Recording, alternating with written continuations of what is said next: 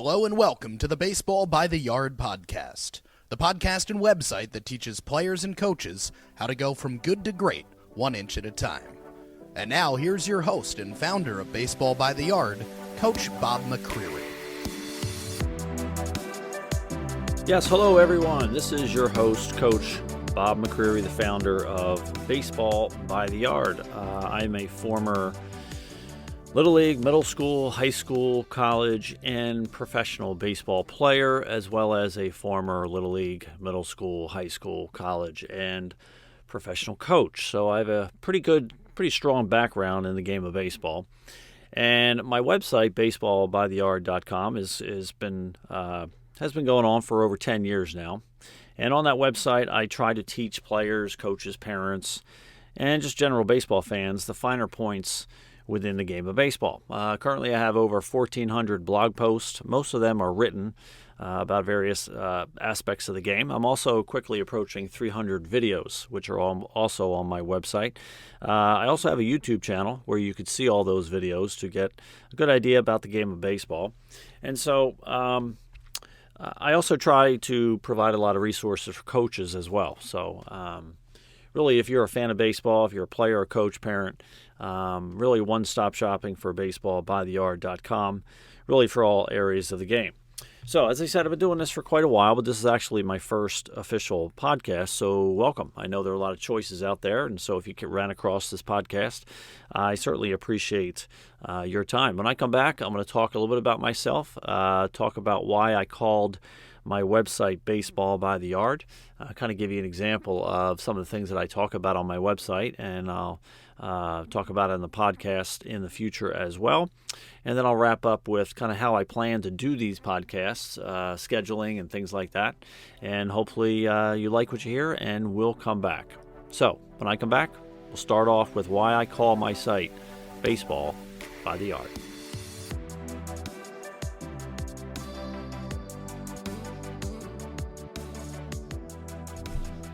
Okay, so why do I call my website Baseball by the Yard? What on earth does that mean? Well, it actually goes back to a time when I was 18 years old. So I won't tell you how old I am right now, but that was quite a long time ago. So anyway, I grew up right outside of Philadelphia, and like a lot of kids who played baseball during the summers, we played American Legion baseball. That's pretty much all there was at that time. Now, I'm not sure how American Legion baseball works in other states, but in Pennsylvania, towards the middle to end of the season, they would start to have like these progressive type all-star games. Basically, it would start off with your individual league would have an all-star game, and scouts would show up. Professional scouts would show up, and then at the end of the game, they would read off a list of names that were going to move on to the next all-star game. So the next all-star game, you would play the all-stars, selected all-stars from a different league. And then it kept going. Okay, so at each game, they would select a new type of player or new list of players from that game and have those players move on progressively. So in the state of Pennsylvania, the last game, and of course the ultimate goal, was to make the East-West American Legion All-Star game. So I was fortunate that I was able to make the East squad. And so we played the West All-Stars from the state of Pennsylvania in Boyertown Stadium. So if you're from the Philadelphia area, actually from Pennsylvania at all, and you've been around for a while and you know baseball, of course you probably have heard of the name Boyertown. Certainly they've had quite a baseball tradition in Boyertown, and so that's where the East-West game was held.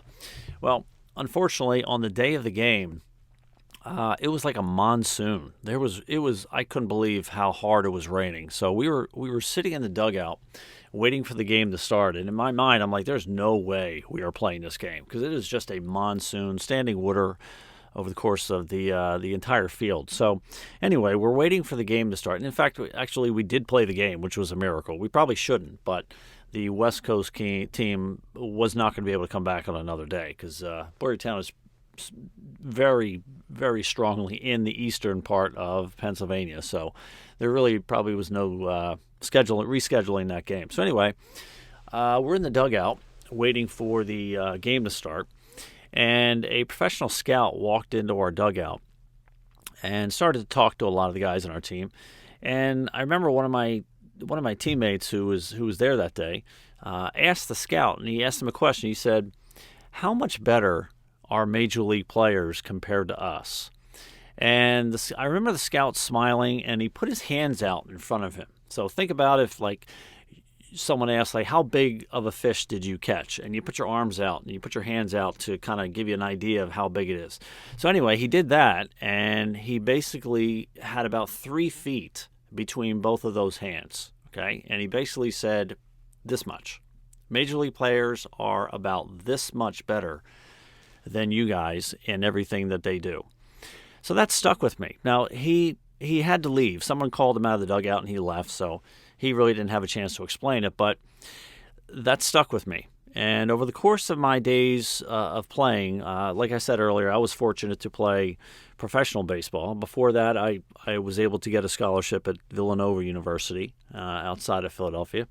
I was drafted in the 19th round by the Minnesota Twins and was able to get to the AA level as a shortstop and then got back to AA as a pitcher. So pretty good playing career. But as I moved through the game of baseball, I began to realize what that scout meant. That virtually everything major league players do is faster. It is about 3 feet faster than a high school kid. Now, what a lot of high school kids and young players don't realize is how long it takes to whittle that time down. It takes a tremendous amount of effort, tremendous amount of skill, and constant learning of the game to try to whittle down those 3 feet so that you can keep playing at the next level. So when I created my website, Baseball by the Yard, I used that because 3 feet equals 1 yard. And so the purpose of my website was to teach the game and teach all the finer points of the game and help kids try to reach their full potential and give them the tips and tricks and skills and techniques that they can practice over and over again so that they can whittle down that 3 feet and hopefully not just get to the levels that I was fortunate to play at, but hopefully even farther as a result. So that's what the term baseball by the yard means. 3 feet equals 1 yard. And hopefully I can help kids kind of whittle down that time. Now, I also had a baseball family. So I was fortunate not only to be a pretty good player, but had some really good coaches as a young kid, just coming from my family. So my grandfather actually pitched for the Philadelphia Phillies in the 1930s. And so when I pitched, of course, I was getting a lot of almost like major league coaching at a very young age. My father was a player at Temple University, so he played in high school and college. He also was a college coach at Temple University as well. In fact, when he was at Temple, they actually came in third place in Omaha. They went to the College World Series, and at that time, they not only played for first and second in the championship game, but they played for third and fourth as well. So Temple came in third place, which is quite an accomplishment for a pretty small school in the north. But my father sparked an interest in those finer points of the game as well. While at college, he obviously got a pretty good education in the game of baseball, but really where he learned a lot about how to play at a high level was actually occurred in the Army. He was drafted into the Army in the 50s, and he was sent eventually to Fort McPherson. Now, at that time in Fort McPherson, there was a general who was a baseball fanatic. And so he made sure that if any Major League Baseball players were drafted into the Army, that he maneuvered so that they could get to Fort McPherson because he wanted the best team. In fact, when my dad was there playing on that team, they were the All-Army champions because that's what the general basically wanted. So that's where my dad had the opportunity to play around a number of Major League players, and he picked up a lot of information on kind of their approach to the game, all the little things that they did well that he really had never heard of before. And so when I was growing up, I was not only getting information from a Major League pitcher, from my grandfather, but I was also getting a lot of tips and tricks from a father who was a college coach, as well as had a chance to play alongside a lot of major leaguers, and I was able to pass that on to me at a young age. So the purpose of my website is to take all that information and put it into small-sized bites, whether it's articles, blog posts, videos, as a way of trying to get people to learn more about the game of baseball. So let me give you an example of one of those little things. So when I was little, I think the very first Major League Baseball game I went to was, of course, I was watching the Phillies since I grew up outside of Philadelphia. And we went to Veterans Stadium. And I don't think we ever bought tickets to any professional game. Typically, maybe my father would have a friend who gave us tickets or something like that. So I remember going to Veterans Stadium. And I don't know if it was the first time I was there, but it was one of the first times. I was probably 8 or 9 years old. And I can remember it to this day. We were sitting up in the 700 level, which if you're around Philadelphia and you ever been to Veterans Stadium, you know about the 700 level. Okay, Philadelphia fans don't have the best reputation around the country. And if you mention the 700 level, people just shake their head because that's generally where all the nonsense was at Eagles games and Phillies games and so forth. So our tickets were always in the nosebleed sections. And so I remember being up there, and I can picture me right now. If I close my eyes, I can picture that very game where we were up above home plate, a little bit more towards the first base side, but way up in the upper deck. And in the 70s at that time, Gary Maddox was the center fielder for the Philadelphia Phillies. And so I remember he was up at the plate, and he hit a line drive in the right center field gap. And Gary Maddox could fly. So where he hit it and so forth and how fast he was, it was stand-up. It was going to be a stand-up triple. So anyway, I'm, of course, watching the play. I'm up out of my seat, jumping up and down. And he rounds second base, and he puts on the brakes. He almost slips and falls. He puts on the brakes, and he comes back to second base. Now, the stadium went nuts because he clearly could have been on third base, standing up. There wouldn't have even been a play at third base. So everybody's booing, and I'm like, what in the world is going on? I turn to my dad, like, what is he doing? How come he's not on third base? And my dad calmly, never got out of his chair, just looked up at me and said, he missed second base. And I looked at second base. I'm thinking, wait a minute. There is no way you saw that from all the way up here. Like, second base is, I can't believe how far it is. And I said, what? He goes, yeah, he missed second base. He had to go back to second base. And just calm as can be. And in my head, I was like, he's just making that up. There's no way. So anyway, a couple guys down from us actually had a radio. And so while he was watching the game at the stadium, he was listening to the Phillies announcers on the radio. And at that time, they didn't have the Jumbotron where you could see all the replays like you can now. But the people in the booth had the opportunity to see the replay. And sure enough, when they watched the replay, they saw him round second base, miss second base, and that's why he stopped and went back. And I heard the guy next to me with the radio go, apparently he missed second base. I was astonished. I couldn't believe it.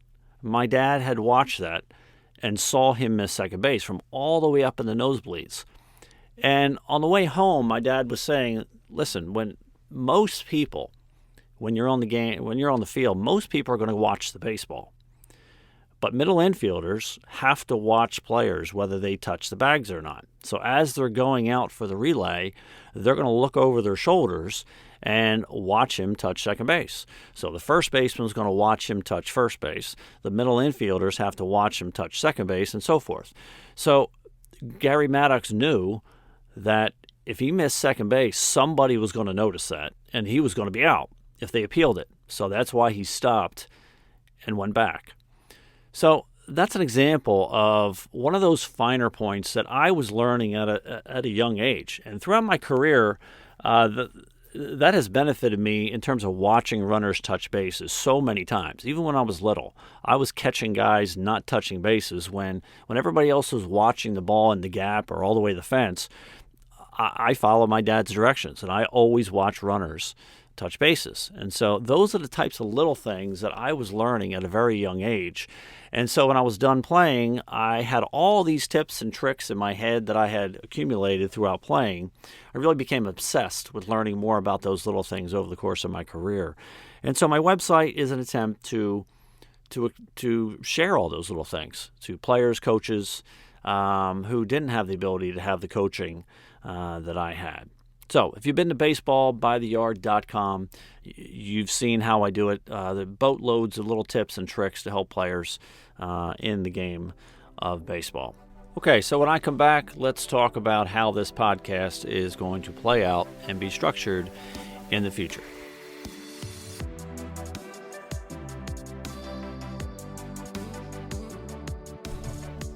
Okay, so here's the plan for my website. The average commute to work in America is just under 28 minutes from what I can tell.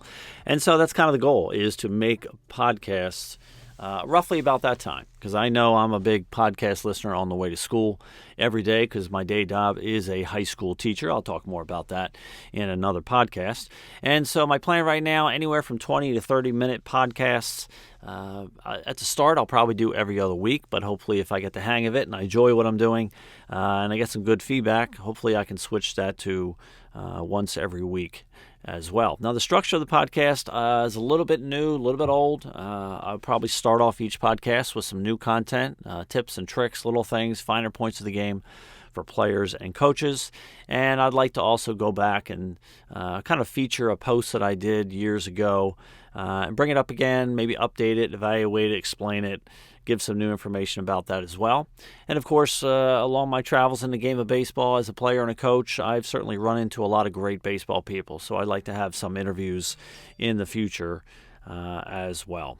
Now, like any other good baseball player, of course, baseball is a game of adjustments. So at any time, I certainly will step up and make some adjustments to hopefully make it more entertaining for you. So thank you very much for your time. Stop back, subscribe, all that stuff you would do with podcasts. Take care and look at my website, baseballbytheyard.com, if you have not yet already done so. So until next time, I'm Coach McCreary signing off. Have a good day, everybody.